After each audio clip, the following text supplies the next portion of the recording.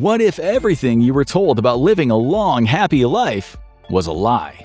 Work hard, pay your taxes, take your pills, retire at 65, live into your 80s.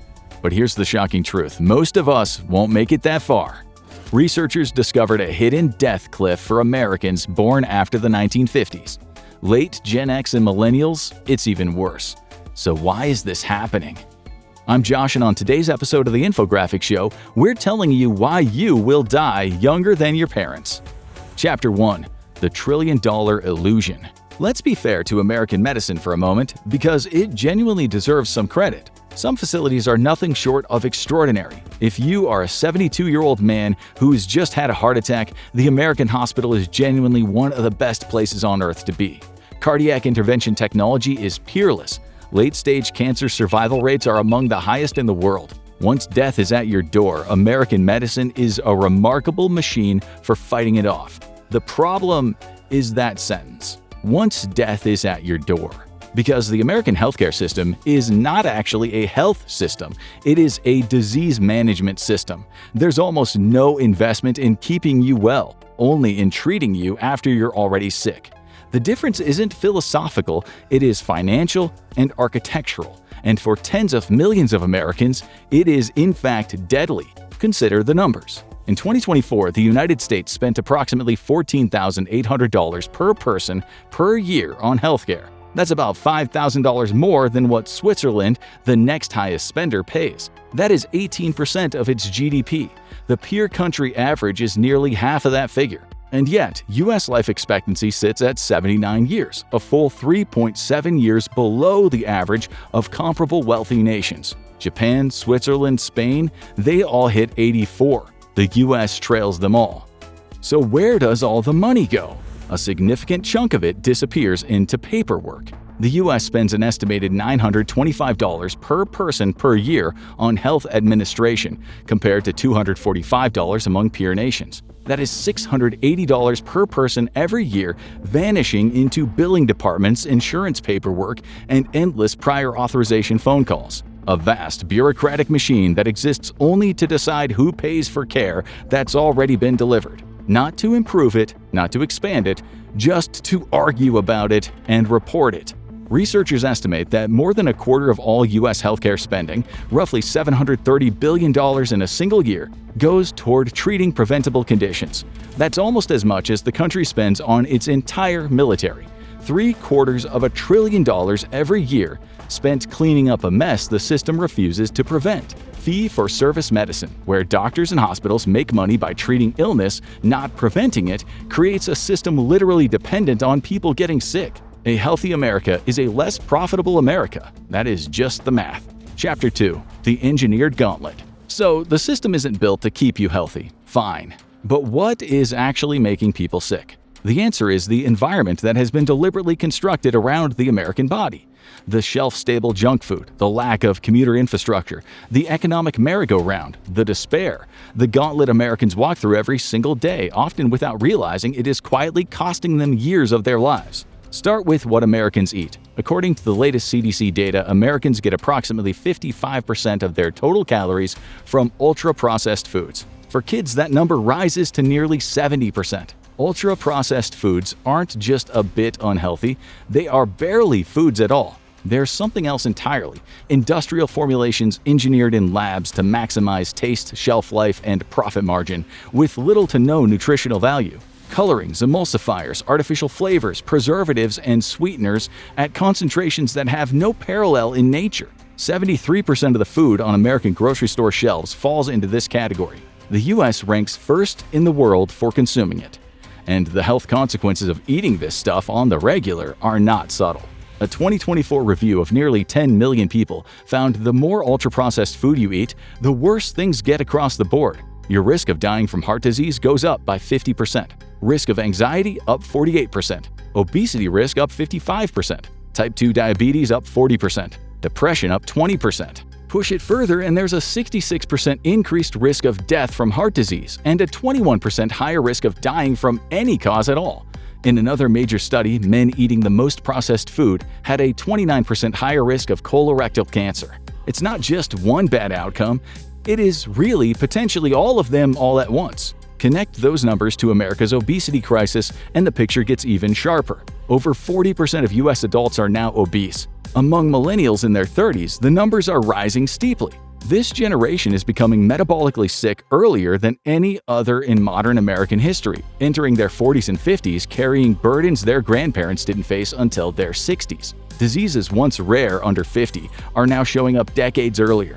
A cluster of 6 obesity-related cancers – colorectal, endometrial, kidney, pancreatic, gallbladder, and others – are rising sharply in younger generations. For several of them, millennials now face roughly double the risk baby boomers had at the same age. In 2019, a controlled study matched 2 diets – processed and unprocessed, calorie for calorie, nutrient for nutrient, macro for macro. It should have produced equal outcomes, yet people assigned to the ultra-processed diet ate roughly 500 more calories per day and gained about 2 pounds more over just 2 weeks.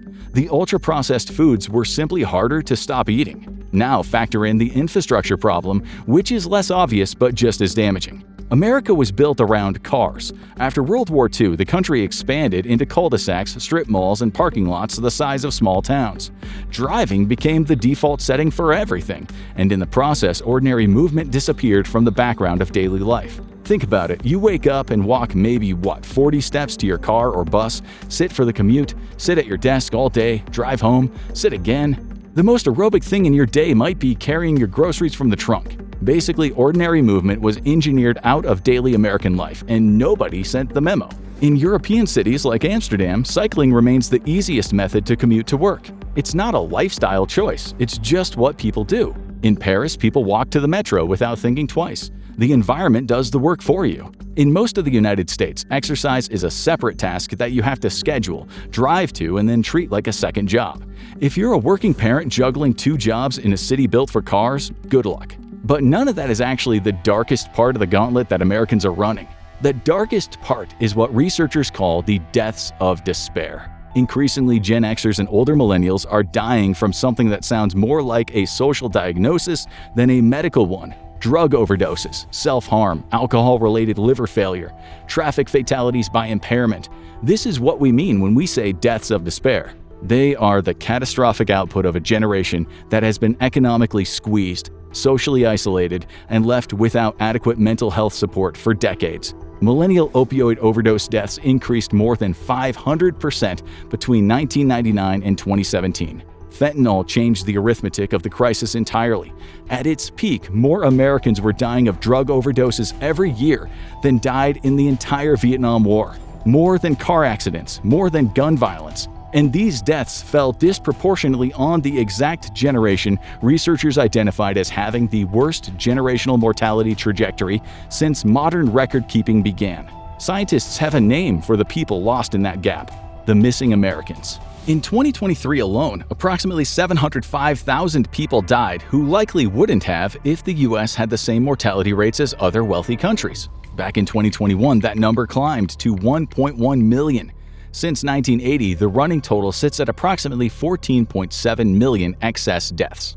That is the entire population of Pennsylvania gone. Chapter 3: The Longevity Paywall. You might still be holding on to one comforting thought right now: that we're all in this together, that this is a national problem shared equally. Rich or poor, fentanyl doesn't check your income before it kills you. The food environment poisons everyone's kids. The healthcare system fails us all the same. That thought is almost the precise opposite of the truth. According to a landmark study built on 1.4 billion tax and social security records, the richest American men live 15 years longer than the poorest men.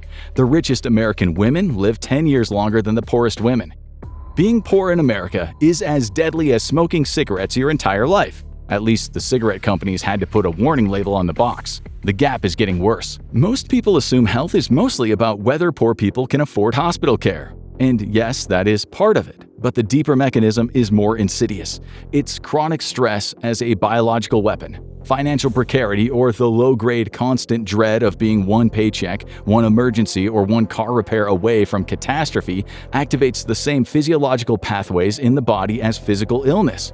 It raises cortisol, sparks chronic inflammation, suppresses your immune system.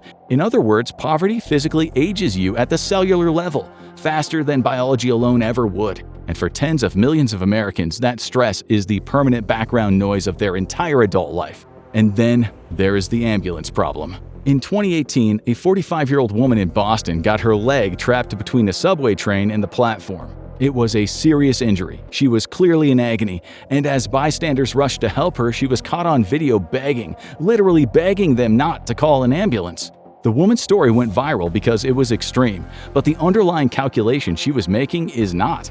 A YouGov survey found that 23% of Americans say that during a medical emergency requiring immediate transportation, they deliberately did not call an ambulance because of the cost. Meanwhile, at the other end of the income spectrum, something almost comically different is happening. You may have heard of Bryan Johnson. He's the tech entrepreneur who sold his payment company to PayPal for $800 million and proceeded to become a cultural lightning rod. He revealed he spends over $2 million per year on his Blueprint anti-aging protocol. Headlines claim he has the organs of an 18-year-old. Want to know how he did it? Johnson wakes up at 4:30 a.m., swallows over 100 supplements, eats an algorithmically optimized 2,000-calorie vegan diet that ends at 11 a.m., he exercises with a precision that would make a professional athlete uncomfortable, and is monitored continuously by a team of about 30 doctors tracking dozens of biomarkers across his entire body. He has tried gene therapy, he has tried plasma infusions, he has genuinely attempted to reverse his own biological clock. If you ever find yourself with a spare $2 million lying around and 30 doctors on retainer, you too can try to have the organs of an 18-year-old. For everyone else, there's a $40 copay and a 4-month wait to see someone who will spend 11 minutes with you. And if you think the rich at least have it good, well, here's the final gut punch. The wealthiest Americans have shorter lifespans on average than the wealthiest Europeans. In some cases, the richest Americans have survival rates on par with the poorest Europeans in countries like Germany, France, and the Netherlands. Even buying your way to the top tier doesn't get you where a middle-class Frenchman already is by default. The American healthcare system is not broken. It is working exactly as it was designed, as a reactive business built to intercept your death once it arrives and then bill you generously for the privilege once you return home. It was never designed to keep you well. The food environment you navigate every day was not designed with your health in mind. The city you live in was not designed to keep your heart in shape. And the economic pressure crushing tens of millions of Americans is not a character flaw, but a physiological sentence. And until those choices change, the data has a message for you. Yes, you, born after 1965, eating what the grocery store offers, living where the suburb was plotted, working what the economy allows, you are going to feel this, not as a policy debate, but as the years you have left. Want to go even deeper down the rabbit hole? Check out America's health system is collapsing, and you're next. It doesn't get more comforting, but it does get more interesting. Or click on this video instead.